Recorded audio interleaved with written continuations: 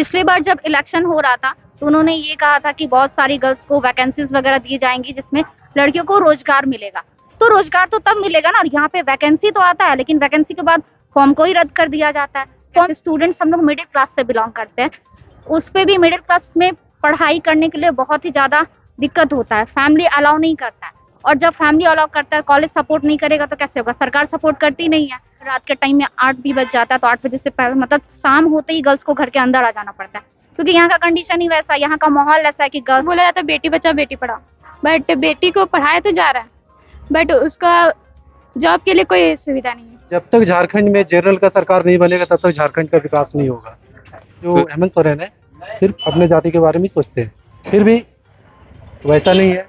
जिनके पापा का जो शासनकाल था वो ठीक, वर्तमान सरकार को दोबारा आने का कोई संभावना ही नहीं।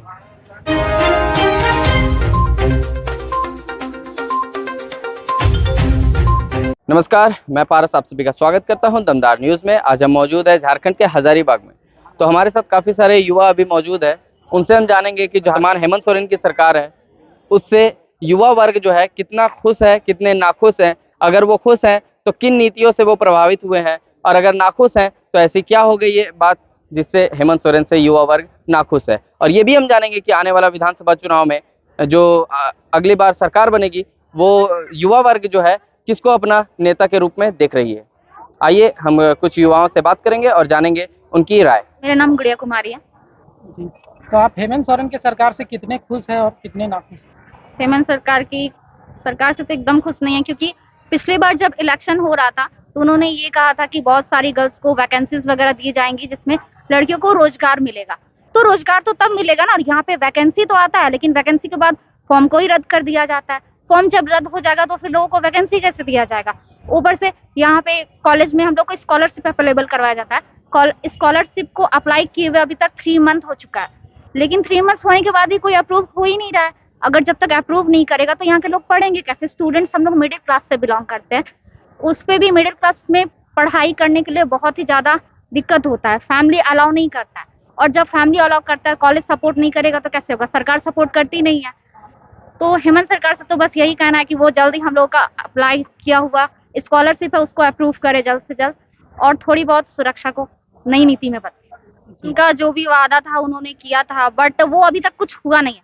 बोलने का तो उन्होंने बोल दिया लेकिन अभी तक उन्होंने अप्लाई नहीं किया, तो वो जल्द से जल्द अपनी सुरक्षा को सुधारे, बस इतना ही कहना है। Thank you. तो अगले इलेक्शन में आप किसे अपना नेता चुनना चाहेंगे? फिलहाल तो अभी मैंने वैसा कुछ डिसाइड नहीं किया है, जो सही होगा उस टाइम उसको चुना जाएगा।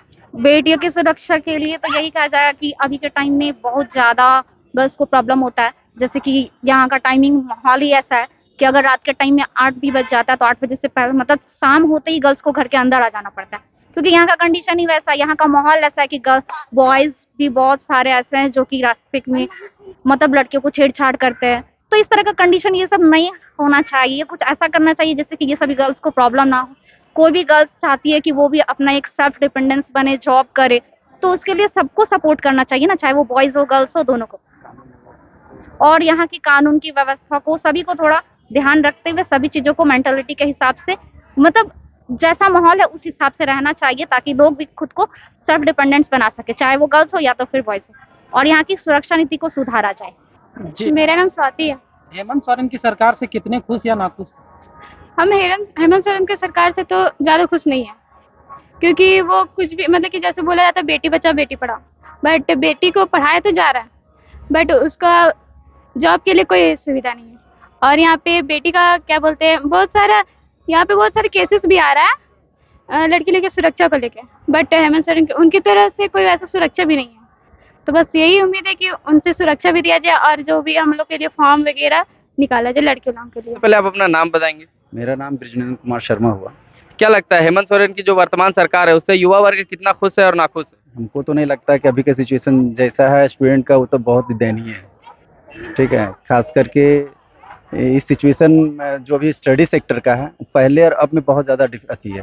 अभी तो सबसे ज़्यादा स्कॉलरशिप प्लस सिचुएशन बहुत ज़्यादा अथी है, गर्म है। ये तो खास करके जो जितने भी यहाँ के स्टेट लेवल के जितने भी गवर्नमेंट एग्जाम गवर्नमेंट लेवल पर जितने भी जॉब हैं वो जितने कैंडिडेट होना चाहिए था होता है फिर डिले हो जाता है, होने के बाद भी, आने के बाद भी डिले हो रहा है, उसमें भी बहुत ज़्यादा लफड़ा हो रहा है खास करके। मैं भी अभी कॉम्पिटिटिव एग्ज़ाम का ही तैयारी कर रहा हूँ यहाँ से, तो हमको नहीं लग रहा है कि सरकार कुछ अच्छा कदम उठावे। तो हमको लग रहा है कि यहाँ का जो युवा वर्ग है वो लगेगा कि हाँ कि सरकार है तो आगे भी वही रहें, अगर कुछ अच्छे कदम उठाएं तो। हेमंत सोरेन की सरकार है, उससे जो युवा वर्ग है कितना खुश है या नाखुश है?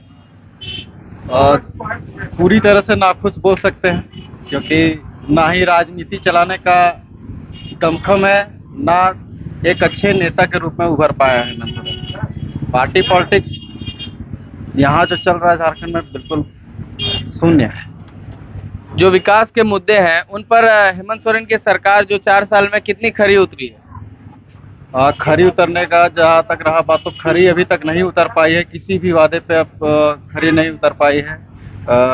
चुनाव जीतने के बाद मुर्गी फार्म खोलने के लिए लोगों को, युवाओं को कह रहे हैं। आदमी बीए कर रहा है, बीकॉम कर रहा है, बीएससी कर रहा है, कि मुर्गी फार्म खोलने के लिए जब आप आने से पहले कहते थे कि हम सबको नौकरी देंगे, और उसके बाद जब आए तो आप बोल रहे हैं कि आप शिक्षित के साथ साथ हुनरबाज बनिए। अब मुर्गा पालने का कौन सा हुनरबाज किसको बनाया जाए बताइए। हजारीबाग के युवा अब आने वाले अगले वर्ष विधानसभा चुनाव में किसको अपना नेता के रूप में देख रही है? यहाँ से तो बहुत सारे लोग हैं, लेकिन आई थिंक सीट जो है जयंत सिन्हा को बीजेपी यहाँ से निकालेगी। दोबारा मौका का कोई चांस नहीं है, जैसे आए थे वैसे चले जाएंगे। और राजनीति का यही एक प्रकोप है जो पूरे समाज में फैला हुआ है, कि जो आता है सब वादे ही करते हैं, और इसमें जनता ही सब तरफ से पिसाती है, और ये निरंतर चलता रहेगा। कोई भी सरकार बन जाए, वो उसको दोषी ठहराएगा, उसको दोषी ठहराएगा, वो उसको दोषी ठहराएगा, लेकिन दोषी सब रहेगा, लेकिन कोई अपने पर दोष नहीं लेगा।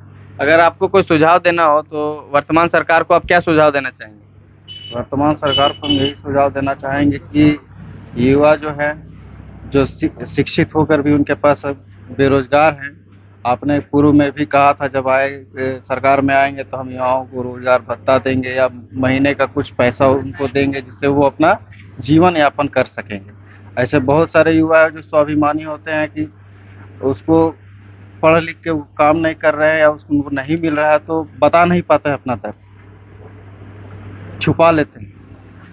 बस उसके दर्द को समझ लेना हेमंत सोरेन, तो थोड़ा बहुत है कि आने वाले विधानसभा में एक आध 2 सीट का फायदा हो सकता है, अन्यथा उनका बेड़ा गर्क है। चलिए, बहुत बहुत धन्यवाद। और वर्तमान सरकार से जो हजारीबाग के युवा हैं खुश हैं या नाखुश हैं?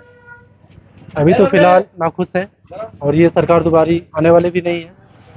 खासतौर पर देखा जाए, जब तक झारखंड में जनरल का सरकार नहीं बनेगा तब तक झारखंड का विकास नहीं होगा। तो जनरल के सरकार चाह रहे हैं? जी हाँ। क्यों ऐसा है, उसके पीछे का क्या तथ्य है? वो खास तौर पर सभी वर्ग के, जितने भी जाति वर्ग हैं सबके लिए अच्छा सोचेंगे। और ये जो हेमंत सोरेन है सिर्फ अपने जाति के बारे में सोचते हैं, फिर भी वैसा नहीं है। जिनके पापा का जो शासनकाल था वो ठीक, मतलब शिबू सोरेन का जो शासनकाल, जी वो ठीक रहा, बाकी ये तो कुछ नहीं कर पाएगा। युवा जो वर्ग है वो किस प्रकार से देखती है आने वाले विधानसभा चुनाव को? जो अगले वर्ष विधानसभा चुनाव होंगे पूरा झारखंड में, वो युवा वर्ग क्या देख रही है? बदलाव देख रही है या फिर वर्तमान सरकार को ही दोबारा कंटिन्यू देख रही है? वर्तमान सरकार तो दोबारा आने का कोई संभावना ही नहीं। जितना भी क्रियाक्रम तो खत्म कर चुके हैं अपना।